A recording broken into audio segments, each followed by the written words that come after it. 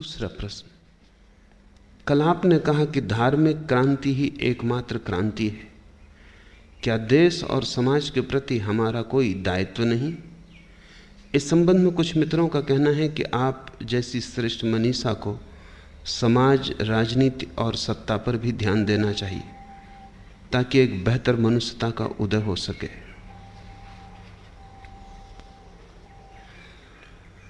देश एक झूठी इकाई है, समाज केवल संज्ञा है, समाज का कोई अस्तित्व नहीं। तुम कहीं समाज को पा ना सकोगे, खोजने जाओगे व्यक्ति मिलेंगे, समाज नहीं। टकराओगे व्यक्तियों से, समाज से नहीं। लेकिन शब्द बड़े घातक हो सकते और शब्दों की आड़ में बड़े असत्य छिपाए जा सकते हैं, और अगर शब्दों को तुमने ठीक से न समझा तो बड़ी ही उलझनें हो सकती हैं। मैं कल ही देख रहा था, जापान में दूसरे महायुद्ध के दिनों में हिरोशिमा और नागासाकी बच सकते थे, एटम बम न गिरा होता। एक छोटे से शब्द ने दिक्कत दे दी।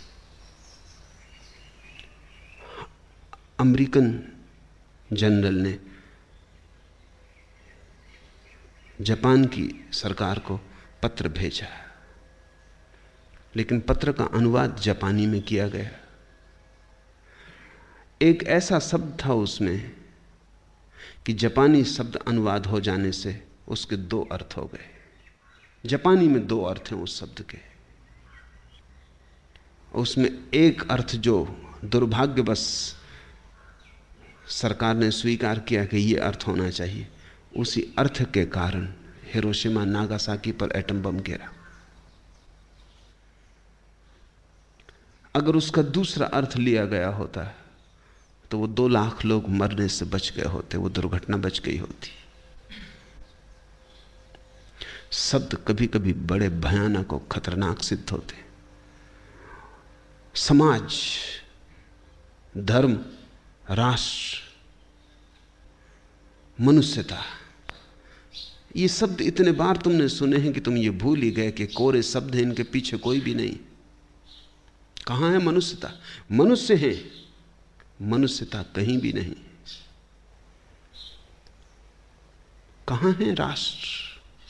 झूठी आदमी की खींची गई सीमाएं, जिनको न तो पृथ्वी स्वीकार करती है, न आकाश स्वीकार करता है। कहां आकाश समाप्त होता है भारत का और कहां शुरू होता है चीन का आकाश। लेकिन राजनीतिक बिना सीमाएं निर्धारित किए नहीं जी सकता। राजनीति का सारा खेल सीमा का है, झगड़ा सारा सीमा का है। इसलिए राजनीतिक सीमा पर बड़ा जोर देता है कि सीमा साफ होनी चाहिए, सुनिश्चित होनी चाहिए। सारे झगड़े दुनिया में चलते हैं वो सीमा के, कि 2 इंच इस तरफ सीमा की, 2 इंच उस तरफ सीमा। धर्म है असीम, राजनीति है सीमा का झगड़ा। दोनों का कोई तालमेल नहीं। राजनीति है माया का हिस्सा, धर्म है जागरण का, होश का। दोनों का कोई तालमेल नहीं। सोकर तुम जो सपने देखते हो, जागकर तुम पाओगे वो थे ही नहीं। तुम्हें राष्ट्र दिखाई पड़ता है, मुझे नहीं दिखाई पड़ता। जाग के मैंने पाया न कोई राष्ट्र है, न कोई समाज है, न कोई मनुष्यता है, व्यक्ति है। और व्यक्ति की निजता परिपूर्णता है, उसे समूहों में बांधने की कोई जरूरत नहीं। जैसे ही हम समूहों में बांधते हैं, वैसे ही हम व्यक्ति की हत्या कर देते। समूह व्यक्ति की आत्महत्या पर खड़ा होता है। मैं तो चाहूंगा एक ऐसा संसार जहां व्यक्ति तो हो, परिपूर्ण सौंदर्य में हो, पूरे खिले हों, लेकिन कोई समाज ना हो, कोई संप्रदाय ना हो, कोई राष्ट्र ना हो। इसलिए मैं राजनीति का मूलतः विरोधी हूं। इस राजनीति का विरोधी हूं, उसका विरोधी नहीं हूं, ऐसा नहीं। राजनीति मात्र का विरोधी हूं, क्योंकि राजनीति इस जगत का सबसे भ्रांत गोरख धंधा है। और मनुष्य बिना राजनीति के बड़े मजे से रह सकता है। सच तो यह है कि राजनीति के कारण ठीक से रह नहीं पाता।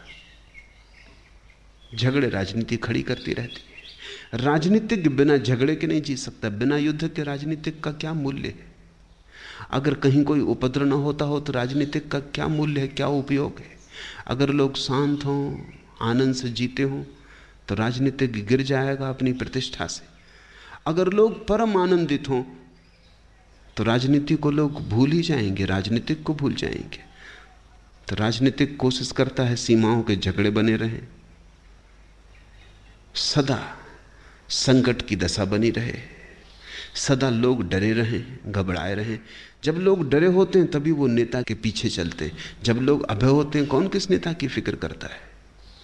इसलिए हर नेता हर राष्ट्र को डरवाए रखता है। खतरा है।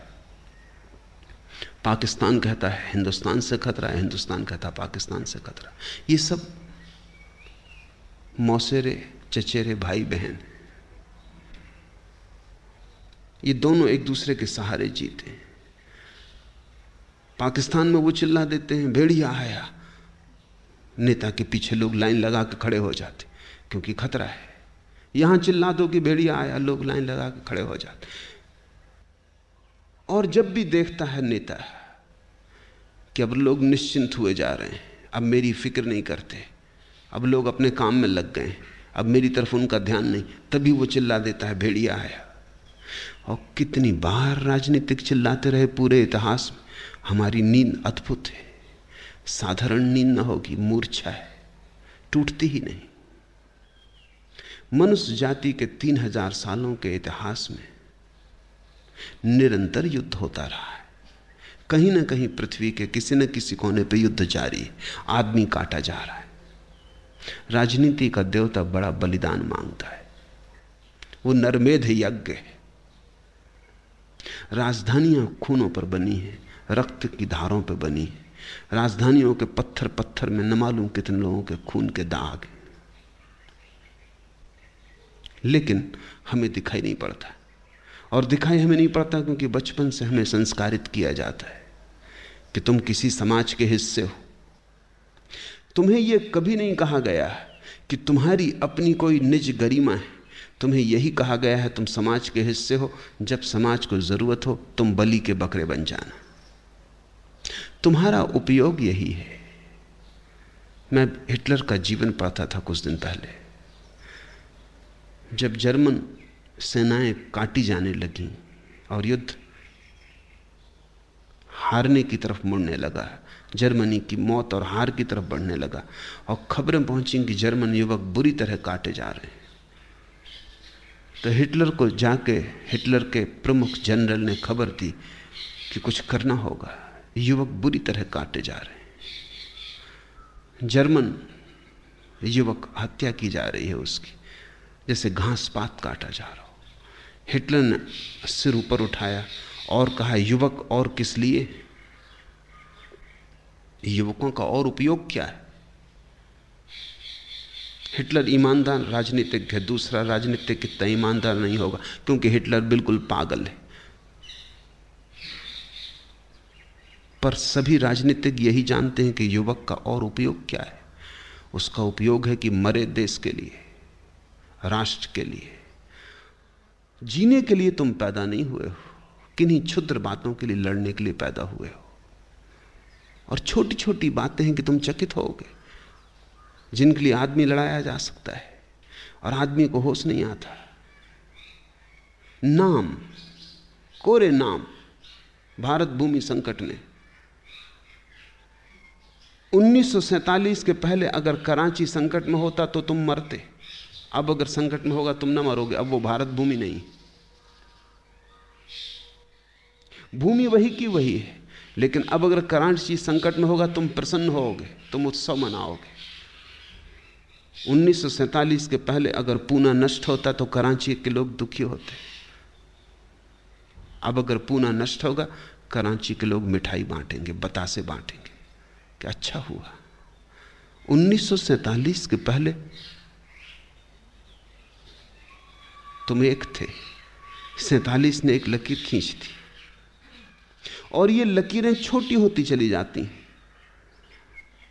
ऐसा नहीं है कि हिंदू और मुसलमान ही लड़ते हैं, गुजराती मराठी लड़ते, हिंदी गैर हिंदी लड़ते।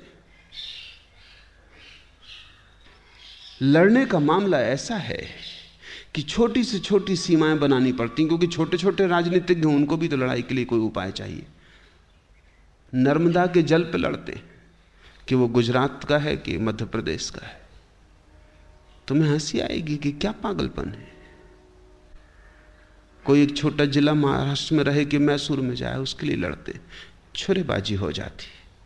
तुम्हें थोड़ी चकित होना पड़ेगा, ये तो कम से कम एक ही मुल्क है, इसके भीतर क्यों झगड़ा है।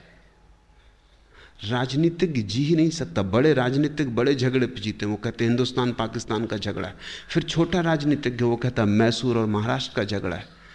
फिर मैसूर में भी छोटे राजनीतिज्ञ हैं, वो एक जिले के दूसरे जिले में झगड़े कि यूनिवर्सिटी इस जिले में बने कि दूसरे जिले में बने, कारखाना यहाँ खोले कि दूसरे गांव में खोले। फिर गांव गांव के राजनीतिज्ञ, छोटे राजनीतिज्ञ चाहते हैं छोटे छोटे प्रांत हो जाएं, उतने ज्यादा चीफ मिनिस्टर होंगे, उतने मिनिस्टर होंगे। बड़ा राजनीतिज्ञ चाहता है प्रांत ना बटे, क्योंकि जितना बढ़ जाता है उतनी उसकी सत्ता बढ़ जाती।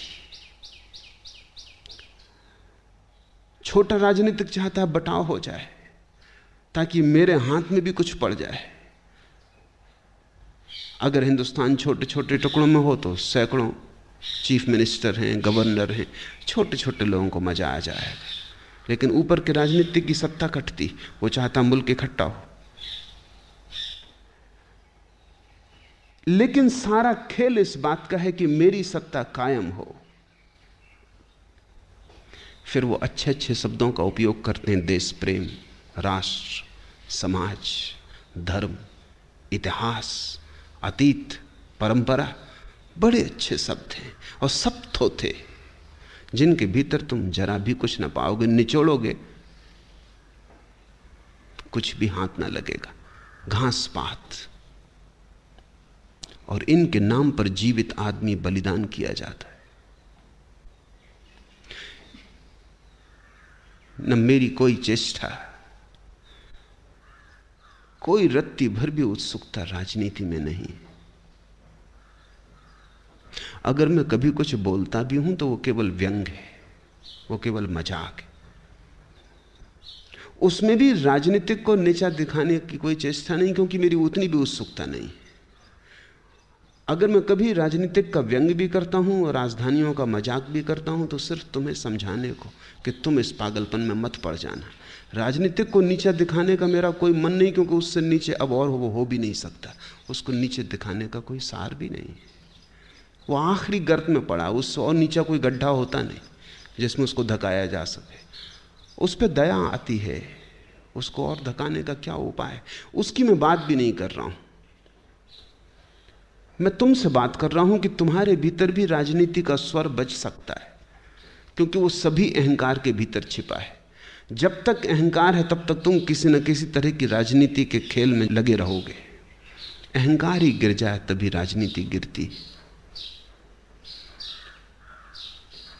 तो मेरा तो सारा उपाय इतना है कि तुम्हारे भीतर राजनीति ना रहे, तभी तुम्हारे भीतर धर्म का जन्म होगा। धर्म और राजनीति का कहीं मिलना नहीं होता, और अगर कहीं तुम उन्हें मिलता देखो तो तुम पाओगे कि राजनीति जीत जाएगी, धर्म हार जाएगा। इसे तुम थोड़ा समझ लो। जब भी एक श्रेष्ठ चीज और निकृष्ट चीज में समझौता होता है तो निकृष्ट जीत जाता है, श्रेष्ठ हार जाता है। सब समझौते में निकृष्ट जीतता है। इसके कारण समझो कि तुम्हारे पास दूध रखा है, मटकी भर दूध है। इसमें क्या मटकी भर गोबर डालोगे तब यह खराब होगा? इसमें एक बूंद गोबर डालने से खराब हो जाए। मटकी भर गोबर रखा है, इसमें क्या तुम एक बूंद दूध डाल दोगे तो यह शुद्ध हो जाएगा? इसमें तुम सागर भी ले आओ दूध का डालने तो भी शुद्ध न कर पाओगे। एक बूंद जहर की सब नष्ट कर देती। तो जब भी तुम राजनीति और धर्म में समझौता होते देखो, तुम पाओगे धर्म हार गया। फिर वहां धर्म धोखा होगा, फिर वो नाम मात्र को रह जाएगा। फिर राजनीति धर्म का भी शोषण करेगी। इसी तरह हुआ है। जिनको तुम धर्म कहते हो, हिंदू, मुसलमान, ईसाई, सिख, सब राजनीति के शिकार हो गए, सब राजनीति के पीछे चलने लगे। क्योंकि राजनीति ने कहा कि हम तुम्हें ताकत देंगे, तुम्हारे मंदिर बड़े हो जाएंगे, तुम्हारी मस्जिदों में सोना चढ़वा देंगे, धर्मगुरु का सिंहासन बड़ा ऊंचा होगा। राजनीति धर्म के कंधे पर सवार होना चाहती थी, तो राजनीति ने कहा कि तुम महान हो। बड़े से बड़ा राजनीतिक भी जाता है, संतों के चरण छुआता। तुम ये मत सोचना कि वो संतों के चरण छूता है, संतों से उसे क्या लेना देना। क्योंकि जिसको संतों के चरण छूना होता वो खुद ही संत हो सकता था। संतों के चरण छूने जाता है कई कारणों से। एक कि आशीर्वाद मिल जाए उसके पागलपन के लिए, वो जो कर रहा है, जो दीवानगी है उसके मन में महत्वाकांक्षा की, वो पूरी हो जाए। शायद संतों के आशीर्वाद से सहारा मिले। दूसरा, वो जाता है पैर छूने कि संतों के आसपास जो भीड़ है लोगों की, वो देख ले कि राजनीतिक कितना धार्मिक है। क्योंकि इस भीड़ के ही वोट उसे राजनीति में चाहिए। तो राजनीतिक मंदिरों में भी जाता है, मस्जिदों में भी जाता है, गुरुओं के पास भी जाता है, पैर छू के झुकता है ताकि लोग देख लें, तस्वीरें खींच लें कि यह आदमी विनम्र है। क्योंकि विनम्रता की सीढ़ियों से ही चढ़ के अहंकार के शिखर पर पहुंच पाएगा, और कोई उपाय नहीं। राजनीतिक को न मंदिर से मतलब है न मस्जिद से, तुम जहां बुलाओ वो वहां हाजिर है। वो देखता है अपनी राजनीति को कि कहां से मेरी सीढ़ियां ठीक बनेंगी। मेरी कोई उत्सुकता राजनीति में नहीं है, क्योंकि मैं मानता हूं राजनीति एक मानसिक विकार है। स्वस्थ आदमी उसमें उत्सुक होता ही नहीं, हो ही नहीं सकता। स्वस्थ आदमी अपने आनंद में, अपनी शांति में उत्सुक होता है। स्वस्थ आदमी जमीन पर रेखाएं खींचने में, बल और प्रतिष्ठा की घोषणा करने में, महत्वाकांक्षा में उत्सुक नहीं होता। महत्वाकांक्षा पैदा ही होती है हीनता की ग्रंथि से। वो इन्फीरियरिटी कॉम्प्लेक्स का परिणाम। तुम्हारे भीतर जितना हीनता का भाव होता है, उतनी ही तुम्हारे भीतर महत्वाकांक्षा होती। तुम जब तक राष्ट्रपति ना हो जाओ, प्रधानमंत्री ना हो जाओ, तब तक तुम्हें लगता ही नहीं कि तुम आदमी हो। तब तक तुम्हें लगता है सिद्ध ना कर पाए कि मैं भी कुछ हूं।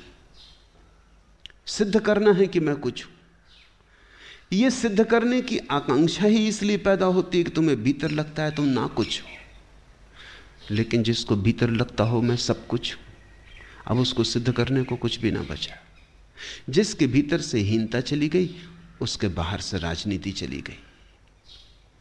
जिसके भीतर सब उपलब्ध हो गया, उसे बाहर पाने को कुछ भी ना रहा।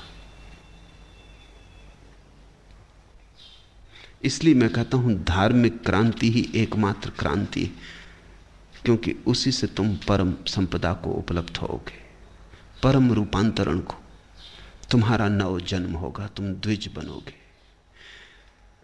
देश और समाज के प्रति तुम्हारा कोई दायित्व नहीं। अगर दायित्व है तो मनुष्य के प्रति, मनुष्यता के प्रति नहीं। अगर दायित्व है तो व्यक्ति के प्रति, समाज के प्रति नहीं। क्योंकि समाज शब्द धोखे का है, और समाज के नाम पर तुमसे वो करवाया जाता है जो तुमने कभी भी ना किया होता अगर तुम्हें इस बात का बोध होता।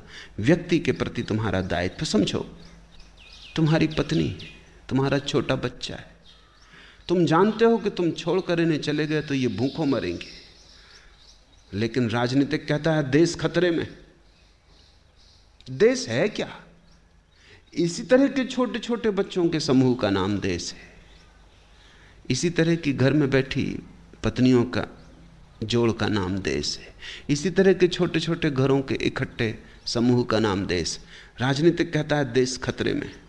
तुम कहते हो लेकिन मेरी पत्नी, छोटा बच्चा है। वो कहता है क्या कायरता की बातें कर रहे हो, बलिदान कर दो। जब देश खतरे में तो न कोई पत्नी न कोई बच्चा, युद्ध पर जाओ।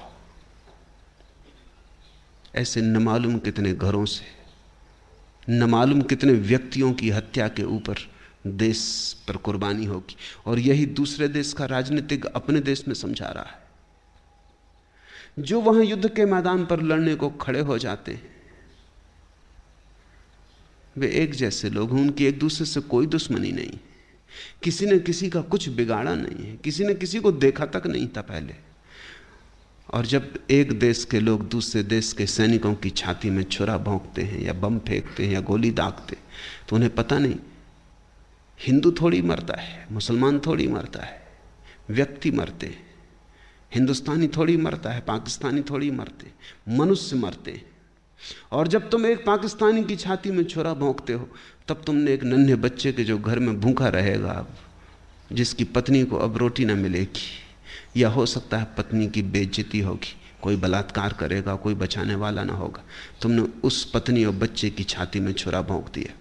और वो भी तुम्हारी छाती में छुरा भोंक रहा था, उसे भी पता नहीं है कि तुम घर में एक रोती हुई मां को छोड़ आए हो। व्यक्तियों की हत्या की जाती है जो कि वास्तविक है, समाजों और राष्ट्रों को बचाया जाता है जो कि झूठ है।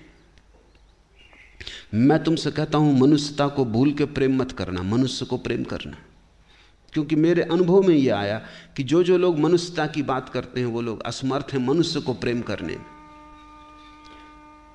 जब तुमसे मनुष्य से प्रेम करने में कठिनाई पड़ती, मनुष्य को प्रेम करना बड़ा कठिन है।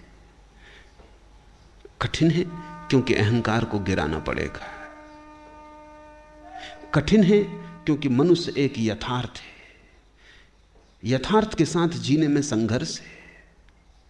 तुम कहते हो नहीं मनुष्यों से मुझे कोई मतलब नहीं, मैं मनुष्यता को प्रेम करता हूं। अब मनुष्यता तुम्हें कहीं ना मिलेगी, न कोई झगड़ा झंझट होगा। ये मनुष्यता तुम्हारा ख्याल है, मनुष्यता कहीं भी नहीं है तुम्हारे विचार के अतिरिक्त। राष्ट्र कहां है तुम्हारे विचार के अतिरिक्त। और इन राष्ट्रों देशों के नाम पर आदमी को अब तक जलाया बुनाया गया है। कब जागेगा आदमी, कब उसे होश आएगा कि सारे मनुष्य एक जैसे हैं, सारे मनुष्यों की तकलीफें एक जैसी हैं, सारे मनुष्यों को भूख लगती है, सिर में दर्द होता है, दवा की जरूरत होती है, सब बच्चे बच्चे हैं, सब स्त्रियां स्त्रियां हैं, पुरुष पुरुष हैं। न कोई हिंदू है, न कोई मुसलमान है, न कोई ईसाई है, न कोई हिंदुस्तानी, न कोई पाकिस्तानी। जिस दिन ऐसे विचार का जन्म होगा और तुम मनुष्य को प्रेम करोगे और मनुष्य को किसी भी दूसरी चीज के लिए कुर्बान न करोगे, उसी दिन दुनिया में शांति होगी, उसके पहले नहीं। लेकिन राजनीतिक कहता है अगर तुमने हमारी न सुनी तो दुनिया में बड़ी अशांति हो जाएगी। हम शांति के रक्षक हैं, हम युद्ध भी करते हैं तो शांति के लिए करते हैं, हम मारते भी हैं तो बचाने के लिए। हमारी हिंसा भी अहिंसा की सुरक्षा का उपाय है। वो तुम्हें धोखे दे रहा है, युद्ध की तैयारी करता है, शांति की बात करता है। तो हिटलर भी वही कहता है, मुसोलिनी भी वही कहता है, सारे युद्धखोर यही कहते हैं कि हम शांति के लिए लड़ रहे हैं। इनके विरोधाभास को ठीक से समझ लेना। शांति के लिए लड़ने की जरूरत कहां है? शांति के लिए तो शांत होने की जरूरत है, शांति के लिए तो युद्ध छोड़ देने की जरूरत है। मेरी चेष्टा है कि तुम जागो। तुम जागोगे तो तुम्हें चीजें दिखाई पड़नी शुरू हो जाएंगी कि क्या पागलपन हो रहा है, तुम किस गहरी नींद में खोए थे। और राजनीतिक तुम्हारी नींद का शोषण करता है। वो नहीं चाहता कि तुम जागो, वो चाहता तुम गहरी नींद में रहो, क्योंकि तुम्हारी नींद में ही वो तुम्हारी छाती पर बैठ सकता है, तुम्हारी नींद में ही वो अपने पद प्रतिष्ठाएं, अपनी शक्ति का संग्रह कर सकता है। तुम जाग जाओ तो उसे छाती से उतार दोगे। इसलिए कोई राजनीतिक नहीं चाहता कि दुनिया में आदमी का बोध गहरा हो। इसलिए राजनीतिक हमेशा संत के विपरीत है। अगर कोई संत हो तो राजनीति सदा विरोधी है उसकी। हां, अगर कोई संत ना हो तो राजनीतिक उसके चरण छूता है। वो कहता है आप राष्ट्र संत हैं, वो कहता है आपकी आशीष चाहिए, क्योंकि वो देखता है कि इस आदमी के माध्यम से जो धर्म के नाम पर लोग इकट्ठे हो गए हैं उनको भी राजनीति की मूढ़ता में संलग्न किया जा सकता है। नहीं, मैं तुमसे कहता हूं समाज के प्रति तुम्हारा कोई भी दायित्व नहीं है। इसका तुम ये मतलब मत समझना कि मैं तुम्हें समाज का दुश्मन बनाता हूं। जब मैं कहता हूं समाज के प्रति तुम्हारा कोई दायित्व नहीं है, मनुष्य के प्रति दायित्व है, तब मैं तुमसे यही कह रहा हूं कि मनुष्य के प्रति अगर तुमने अपना दायित्व पूरा किया तो समाज के प्रति अपने से पूरा हो जाएगा। तुम्हें उसका विचार भी करना जरूरी नहीं, क्योंकि समाज व्यक्तियों का जोड़ है। यहां तुम आए हो, अगर मैं तुमको एक एक को बिठा के भोजन करा दूं, तुम्हारी सबकी भूख मिट जाए, तो इस समूह की भूख मिट जाएगी या नहीं? लेकिन मैं कहूं नहीं, तुम्हारी भूख से मुझे कोई मतलब नहीं, मुझे तो इस समूह की भूख को मिटाना है। अगर तुम भूखे भी रहो इस समूह की भूख को मिटाने को, तो कोई हर्जा नहीं, कुर्बान करो अपने को, शहीद हो जाओ, लेकिन समूह की भूख मिटानी। समूह का कोई पेट है कि समूह की कोई भूख है? व्यक्ति के पेट है, व्यक्ति की भूख है। समाज की कोई आत्मा है? व्यक्ति की आत्मा है, लेकिन व्यक्ति से राजनीति को कोई संबंध नहीं। धर्म का संबंध व्यक्ति से है। राजनीति समाज की क्रांति है, धर्म व्यक्ति की क्रांति। और मैं तुमसे कहता हूं धर्म ही एकमात्र क्रांति, क्योंकि क्रांति वहीं हो सकती है जहां आत्मा जीवंत हो। जहां आत्मा ही ना हो वहां क्रांति कैसे होगी? जहां चेतना ही ना हो वहां रूपांतरण कैसे होगा? जहां भूख ही ना हो वहां भूख के बाद, भोजन के बाद जो तृप्ति मिलती है वो तृप्ति कैसे होगी? झूठे शब्दों से सावधान। शब्दों ने आदमी को बहुत भरमाया है, और स्वभावतः मित्रों को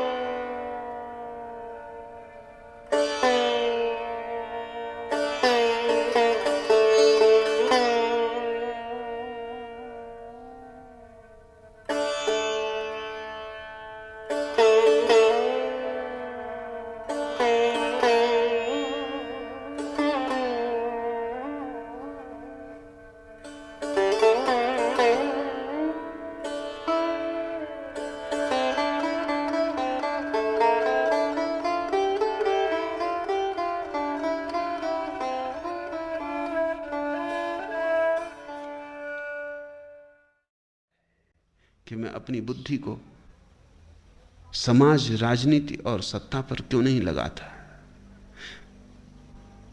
तो मैं तुमसे यही कहूंगा जो फरीद कह रहा है, फरीदा जेतू अकल लतीफ।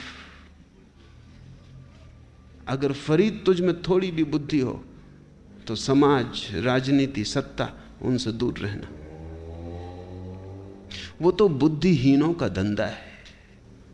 नहीं तो बुद्ध पागल थे, महावीर पागल थे। मुझे तो अगर लगाना हो राजनीति पे बुद्धि को तो दिल्ली की यात्रा करनी पड़े। वो तो दिल्ली में थे ही, वो तो दोनों ही राजाओं के बेटे थे, सिंहासन पे बैठे ही थे, अपनी प्रतिभा का उपयोग कर सकते थे भली भांति, लेकिन दोनों ने छोड़ दिया सिंहासन, हट गए। क्योंकि प्रतिभा की पहली लक्षणा यह है कि पद की उसे आकांक्षा नहीं होती। वो तो प्रतिभा नहीं होती तब पद की आकांक्षा होती। पद सब्स्टिट्यूट है प्रतिभा का। प्रतिभा जब नहीं होती तब तुम दिखाना चाहते हो किसी भांति अपनी श्रेष्ठता, वो पद से मिल सकती। जब तुम में प्रतिभा नहीं होती तब तुम अपनी जेब बड़ी करके दिखाना चाहते हो, तिजोरी बड़ी करके दिखाना चाहते हो, तुम अपना सिंहासन ऊंचा करके दिखाना चाहते हो। लेकिन प्रतिभा अगर हो तो तुम राह पर भी खड़े रहो तो भी प्रतिभा का सूर्य चमकता रहता है। उसके लिए दिल्ली जाने की कोई भी जरूरत नहीं। मैं तो कहता हूं कि अगर तुम में प्रतिभा हो तो वही गारंटी कि राजनीति में तुम्हारी उत्सुकता न होगी। मैंने राजनीति में सिर्फ थर्ड क्लास बिल्कुल तृतीय श्रेणी की बुद्धि के लोगों को देखा है। प्रथम कोटि के लोग उस तरफ उत्सुक नहीं होते। प्रथम कोटि का आदमी चुपचाप वहां से हट जाता है, क्योंकि वहां वो अनुभव करता है कि ये तो हीन लोगों की प्रतिस्पर्धा है। जो कुछ भी नहीं है वो कुछ होने के दिखावे में लगे। आत्मवंचना है। लेकिन इसका यह मतलब नहीं है कि मनुष्य से मेरा कोई प्रेम नहीं। मनुष्य से मेरा प्रेम है, इसलिए मेरी उत्सुकता राजनीति में नहीं, क्योंकि राजनीति सबसे बड़ा जहर है। और मनुष्य अगर राजनीति से मुक्त हो जाए तो यह संसार स्वर्ग बन सकता है। इस संसार में सब कुछ है, लेकिन राजनीति के कारण कठिनाई है। इस जमीन पर इतना भोजन है, सभी को मिल सकता है, लेकिन राजनीति दिक्कत देती।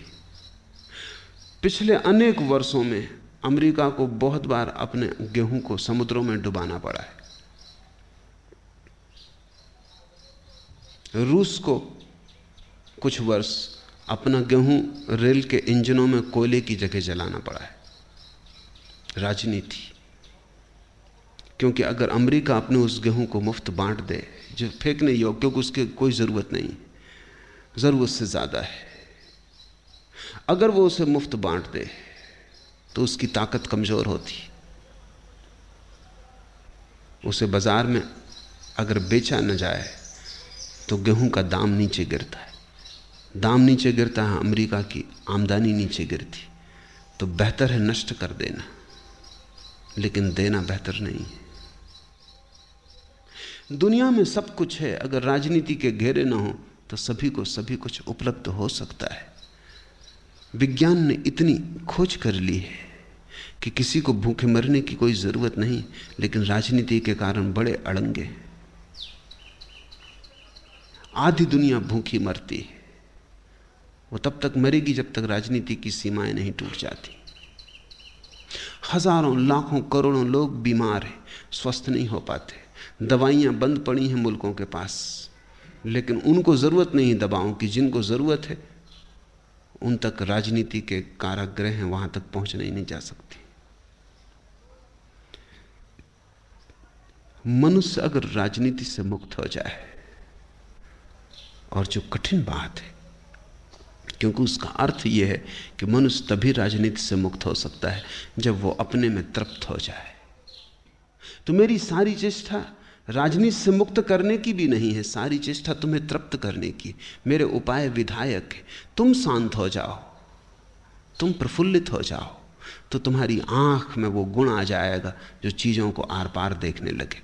तुम्हें चीजें साफ दिखाई पड़ने लगेंगी। और पूछा है कि आपको इन चीजों पर ध्यान देना चाहिए ताकि एक बेहतर मनुष्यता का उदय हो सके। इन्हीं के कारण तो बेहतर मनुष्यता का उदय नहीं हो पा रहा। अगर लोग राजनीति से ध्यान हटा लें तो बेहतर मनुष्यता का जन्म बहुत दूर नहीं है।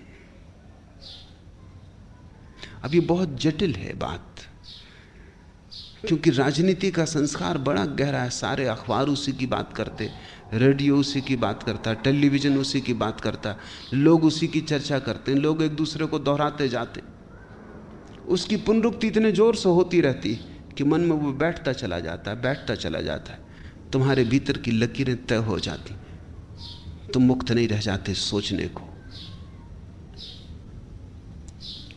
अगर कभी कोई मंगल ग्रह से कोई यात्री आए और तुम्हारे ढंग देखे तो बड़ा हैरान होगा कि आदमी कैसा पागल है। किसी ने किसी का झंडा नीचा कर दिया, उसको तो झंडा नहीं दिखाई पड़ेगा, वो तो देखेगा कि डंडे पर कपड़ा लटकाया हुआ है, रंगीन है, कई तरह के रंग लगाए। किसी ने किसी का झंडा नीचा कर दिया, बस छुरे तलवार निकल आए, झंडा नीचा हो गया, झंडा ऊंचा रहे हमारा। अब झगड़ा, युद्ध, मार डालेंगे लाखों लोगों को क्योंकि झंडा नीचा हो गया। उसकी समझ में नहीं आएगा कि आदमी क्या पागल है, यहाँ इसमें मामला क्या हो गया, किसी ने किसी का कपड़ा नीचे कर दिया। लेकिन राजनीतिक कहते हैं ये कोई चीथड़ा नहीं है, प्राण चले जाएंगे, ये झंडा है। तुम थोड़ा सोचो कि तुम्हारे मन को किस भांति से सम्मोहित किया गया है कि झंडा नीचा हो गया। भी झंडे में है क्या? और झंडा नीचा हो गया, इसमें क्या अड़चन है? फिर से ऊंचा कर लो। इसमें मरने मारने का कहां सवाल है? नहीं, लेकिन तुम बिल्कुल मूर्छित हो। झंडा तुम्हारा अहंकार है, वो कपड़ा नहीं है। उसमें तुमने बड़ी भारी अपनी अहंकार को नियोजित किया हुआ है। झंडा नीचा हो गया, बस मुल्क खतरे में है। अब झगड़ा होगा, लाखों लोग कटेंगे। फिर ये चल रहा है पूरे इतिहास से। किसी ने किसी की मंदिर की मूर्ति तोड़ दी, किसी ने किसी मस्जिद के सामने बाजा बजा दिया, झगड़ा हो गया। अगर मंगल ग्रह का कोई यात्री ऊपर से देखे तो वो देखेगा कि पूरी पृथ्वी पागल है, विक्षिप्त है, क्योंकि तुम्हारा कोई ढंग उसकी समझ में ना आएगा। तुम्हारा ढंग समझने योग्य नहीं। तुमको समझ में आता है क्योंकि तुम्हें उसी तरह की शिक्षा दी गई, तो तुम्हें समझ में आता है।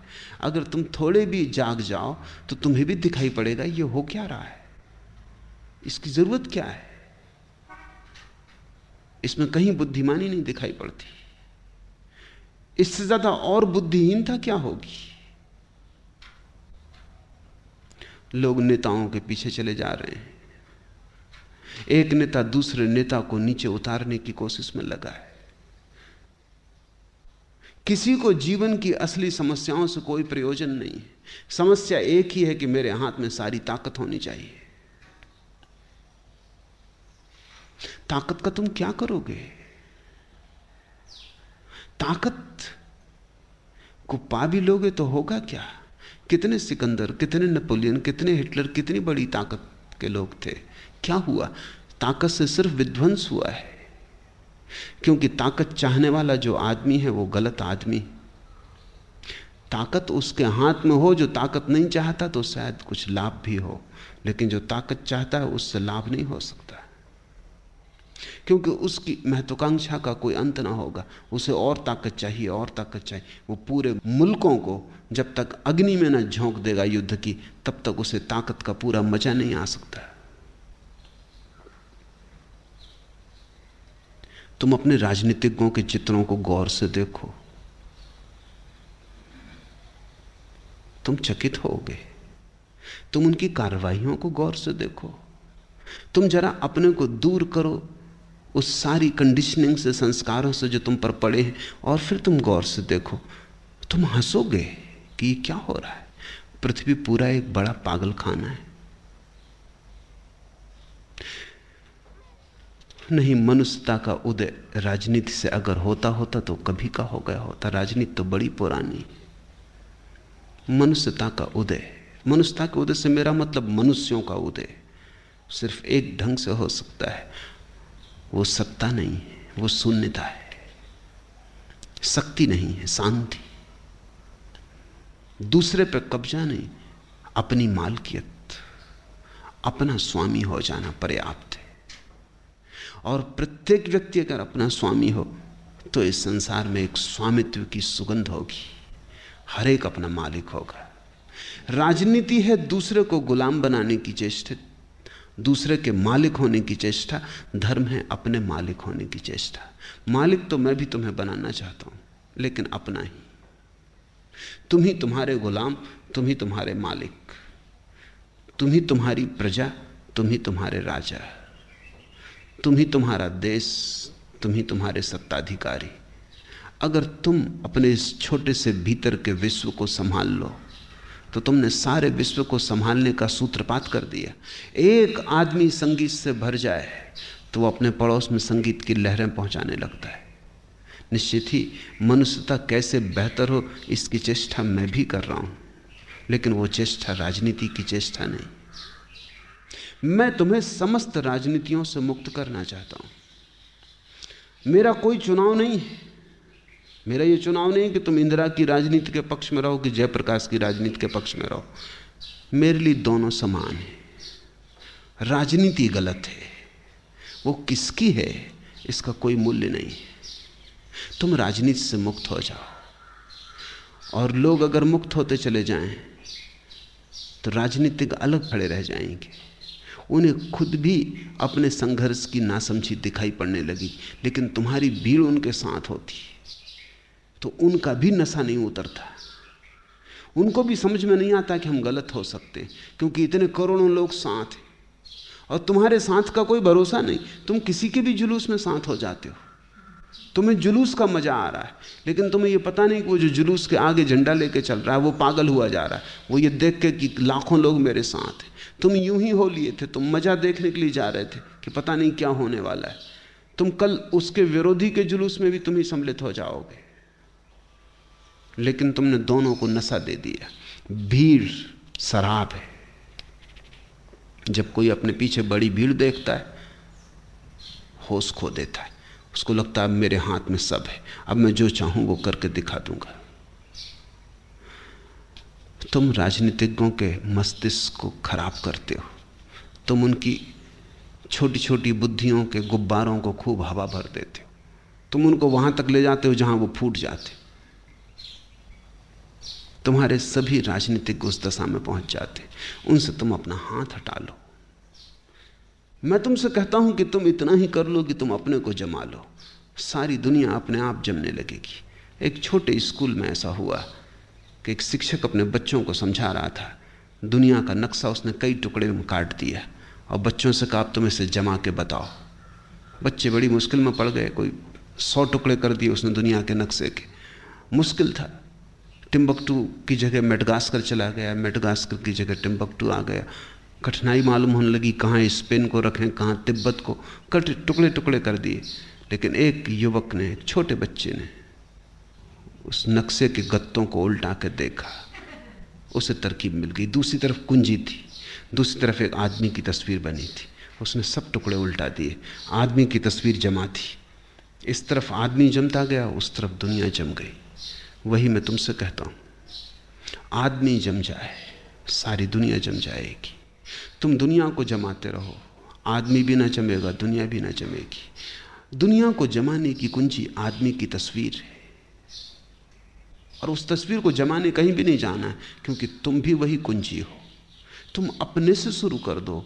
राजनीति सदा दूसरे से शुरू होती, धर्म सदा अपने से।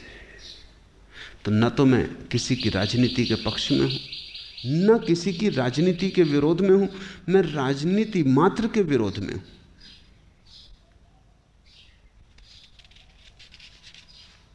तीसरा प्रश्न, फरीद और आप दोनों कहते हैं कि जीवन की जो श्रेष्ठतम अवस्था है उसे ही प्रभु के प्रेम में लगा दो, क्योंकि धर्म ही सार है, शेष सब कुछ असार है। इस संदर्भ में कुछ मित्र देश प्रेम की बात करते हैं, पूछते हैं जब देश आपात और संकट की स्थिति से गुजर रहा है तब भी क्या भगवान श्री के लिए भगवत भजन का एक तारा बजाया जाना उचित है? और कोई संगीत ही नहीं, बस एक तारा है भगवत भजन का। और आपात की स्थिति आज नहीं है, सदा से है। ऐसा कोई क्षण ही नहीं रहा मनुष्य के इतिहास में जब संकट ना हो। अगर तुम संकटों को ही देखते रहो तो बुद्धों का पैदा होना बंद हो जाए। बुद्ध के समय में संकट नहीं था, बहुत संकट था। राजनीतिज्ञ तो ऐसी व्याख्या करते हैं कि बुद्ध घर छोड़ के गए ही इसलिए कि बुद्ध के राज्य में और पड़ोसी राज्य में संघर्ष था, कहीं झंझट में ना उतरना पड़े इसलिए वो चुपचाप घर से निकल गए। राजनीतिज्ञों की व्याख्या बुद्ध की यही है। राजनीतिज्ञ महावीर के संबंध में भी यही कहते हैं कि वो घर छोड़ा उन्होंने धर्म के लिए नहीं, राज्य मिल गया उनके बड़े भाई को। वो छोटे भाई थे, राज्य मिल नहीं सकता था, यही दंश, उन्होंने घर छोड़ दिया। राजनीतिक की अपनी व्याख्याएं हैं, वो हर चीज में राजनीति खोजता है। ये छोटे भाई की दुखी अवस्था कि मुझे तो मिलना नहीं राज्य, क्या सार है राज्य में? मिलता तो सार होता, जब मिले नहीं तो सार नहीं था। अंगूर खट्टे समझ के महावीर घर छोड़ के चले गए। बुद्ध को लगा कि तो बड़ा उपद्रव होने का है, झंझट होगा, झगड़ा होगा, युद्ध होगा, कायर रहे होंगे, घबरा गए होंगे, छोड़ के भाग गए। संकट कब नहीं था? जीसस के समय में संकट न था। यहूदी गुलाम थे, रोमन राज्य था।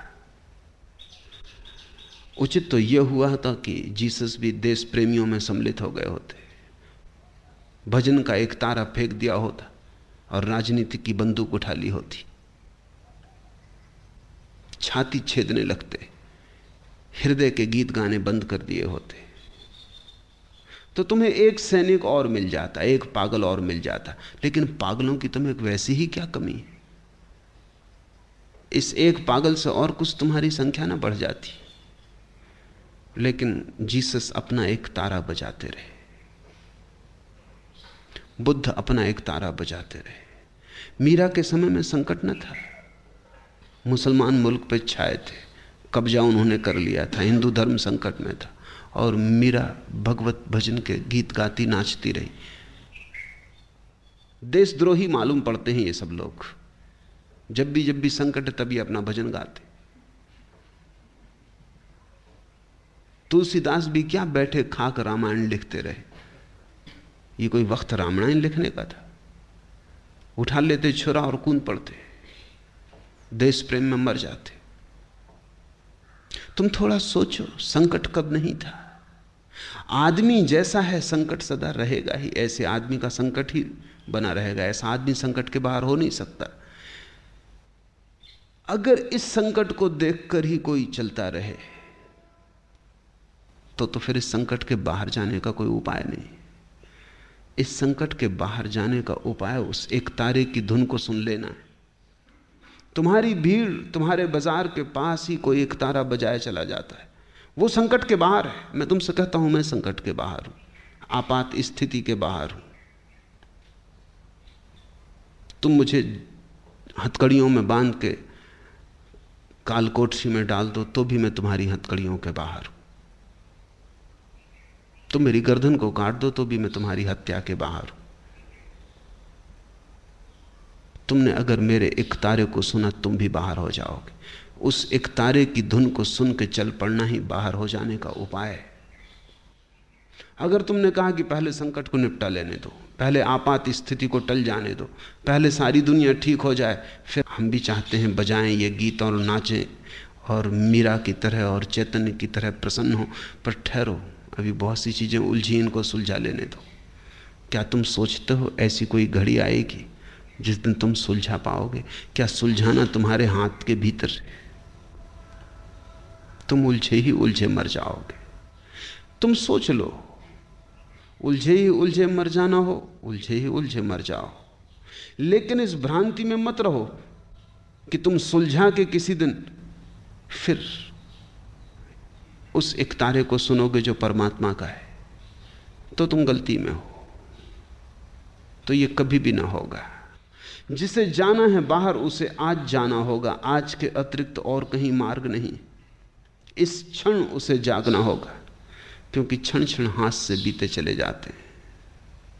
फरीद कह रहा है, फरीदा जातो खट्टन वेल, जब युवा था, शक्ति भरी थी, तब तूने मिट्टी में गंवा दी। देख फरीदा जूथिया शक्कर होई विष, और जिस जिसको तूने सुख समझा था वो देख फरीदा सब दुख हो गया। इसके पहले कि ऐसा रुदन का क्षण आए, जाग जाओ। निश्चित ही मैं एक तारा बजा रहा हूं। एक तारा है वो क्योंकि उसमें एक ही स्वर है, उसमें सिर्फ परमात्मा का स्वर है। इतनी बातें सब कहता हूं, इतनी बातें थोड़ी कहता हूं, एक ही बात कहता हूं। इतनी बातों में एक ही बात कही जा रही है। एक तारा है, उसमें 7 स्वर भी नहीं है। वो इंद्रधनुष की तरह 7 रंगों वाला नहीं है, जहां इंद्रधनुष के 7 रंग मिलकर एक ही प्रकाश बन जाता है। इंद्रधनुष के 7 रंगों में खंडित हो गई है एक ही प्रकाश की धारा। भौतिकी से पूछो तो भौतिक शास्त्र कहता है प्रकाश का रंग तो श्वेत है, शुद्धतम श्वेत है। फिर जब प्रकाश पानी की बूंद से गुजरता है तो 7 हिस्सों में टूट जाता है, इसलिए इंद्रधनुष बन जाता है। हवा में लटके हुए पानी के कण, सूरज की गुजरती किरण 7 रंगों में टूट जाती। छोटे छोटे बच्चों के लिए स्कूल में समझाने के लिए एक गोल वर्तुलाकार जैसे कि चरखे का चाक होता है, ऐसा चाक होता है, उसमें 7 रंग बने होते हैं। उस चाक को जोर से घुमाओ, घुमाते जाओ, धीरे धीरे 7 रंग खो जाते हैं, शुभ्र रंग प्रकट हो जाता है, एक प्रकट हो जाता है। 7 स्वर हैं, वे उस परमात्मा के एक ओंकार नाद के ही 7 खंड हैं। 7 दिन हैं, वे उस परमात्मा की अखंड अनंतता के ही 7 रूप हैं।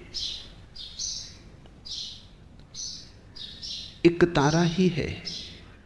मैं एक ही आवाज, एक ही ओंकार की आवाज को कहे चला जाता हूं। बहुत रूप देता हूं उसे, बहुत रंग देता हूं, बहुत वस्त्र पहनाता हूं, लेकिन जब भी तुम भीतर झांकोगे तुम एक ही आवाज पाओगे। और मैं मानता हूं कि वही एकमात्र उपाय है जिससे तुम आपात की स्थिति के बाहर जाओगे। अन्यथा मनुष्य के जगत का कारबार तो सदा ही संकट में है। कभी एक उपद्रव है, कभी दूसरा उपद्रव है, कभी तीसरा उपद्रव है। इतने उपद्रवी हैं, तुम सोच भी नहीं सकते कि कभी ऐसा हो सकता है कि उपद्रव ना होगा। तुम्हें इस अवस्था की चिंता न करके स्वयं को बाहर कर लेना होगा। और मैं तुमसे कहता हूं, अगर तुम बाहर हो गए तो जगत का एक बड़ा बहुमूल्य हिस्सा बाहर हुआ। तुम भीतर थे तब तुम ना कुछ थे, भीड़ के हिस्से थे, सोए हुए लोगों का एक अंग थे। जब तुम बाहर हुए तो तुम जागरण का हिस्सा हुए। तुम एक बहुत महत्वपूर्ण घटना घट गए और तुम्हारे जागरण की छाया दूसरों पर पड़ेगी। एक जागा हुआ आदमी हजारों को जगा सकता है, लाखों को जगा सकता है। तुमने भी अगर एक तारा उठा लिया और लोगों को जगाने लगे तो शायद कुछ और लोग आपात की स्थिति के बाहर आ जाएं। तो 2 उपाय हैं। एक तो यह है कि पहले सारा संकट मिट जाए, दुनिया में समाजवाद आ जाए, समता हो जाए, सारे लोग सुखी हो जाएं, कोई बीमारी ना रहे, कोई भूखा ना रहे, कोई युद्ध ना रहे, सारा रामराज्य हो जाए। तब तुम परमात्मा का एक तारा उठाओगे। तब मैं सोचता हूं तुम्हें अनंत काल तक प्रतीक्षा करनी होगी। फिर भी आश्वासन नहीं दे सकता कि तब भी तुम उठा पाओगे। दूसरा रास्ता है कि तुम अभी बाहर हो जाओ। तुम गीत गाना शुरू कर दो, शायद तुम्हारे गीत को सुनकर और सोए हुए लोग भी कुछ जाग जाएं, बाहर आ जाएं। नहीं, मेरी कोई उत्सुकता देश प्रेम, आपात स्थिति और इस तरह की बातों में नहीं। मेरी उत्सुकता तुम में, मेरी उत्सुकता व्यक्ति में। और मैं जानता हूं कि सिर्फ व्यक्ति बदला जा सकता है और कोई बदला नहीं जा सकता। कितनी क्रांतियां हो गई और सब व्यर्थ गई, फिर भी तुम होश में नहीं आते। हर क्रांति ने लोगों को यही कहा कि बस इस क्रांति के बाद स्वर्ग आ जाएगा। क्रांति आ गई, स्वर्ग तो बिल्कुल ना आया, और बड़ा नरक आ गया। कितनी स्वतंत्रताएं मिल गई लोगों को, और हर बार यही कहा गया कि स्वतंत्रता के बाद सब ठीक हो जाएगा। स्वतंत्रता के बाद लोगों ने पाया ये तो हम और बड़े गड्ढे में गिर गए। कितने सुधार हो गए। सब सुधारवादी मानते थे कि बस इसके बाद स्वर्ग है, इसके बाद कोई और बस्ती नहीं हो बात सुलझाने को। लेकिन चीजें उलझती ही चली गई। इतिहास सुलझ नहीं रहा है, उलझ रहा है। भीड़ सुलझने की तरफ नहीं है, उलझने की तरफ है। हर उलझाव नए उलझाव पैदा कर देता है, और जिसको तुम सुलझाव कहते हो वो भी सुलझाव सिद्ध नहीं होता, वो भी उलझाव सिद्ध होता है। जागने की जरूरत है। जागना एकमात्र सुलझाव है। तुम्हारा सुलझाव एकमात्र सुलझाव है। तुम सुलझ जाओ तो शायद तुम संक्रामक हो जाओ। जैसे बीमारी लगती है वैसे स्वास्थ्य भी लगता है।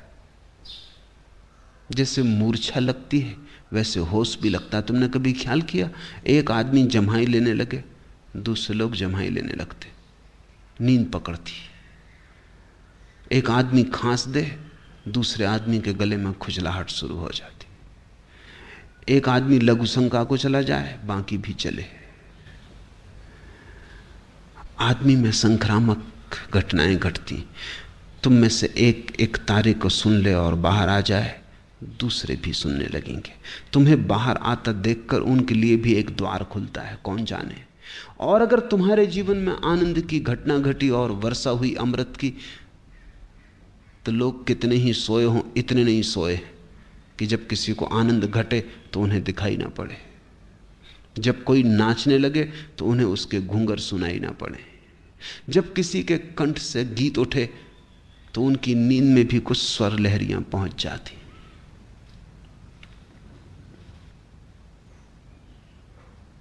ना मैं तो अपना एक तारा बजाए जाऊंगा,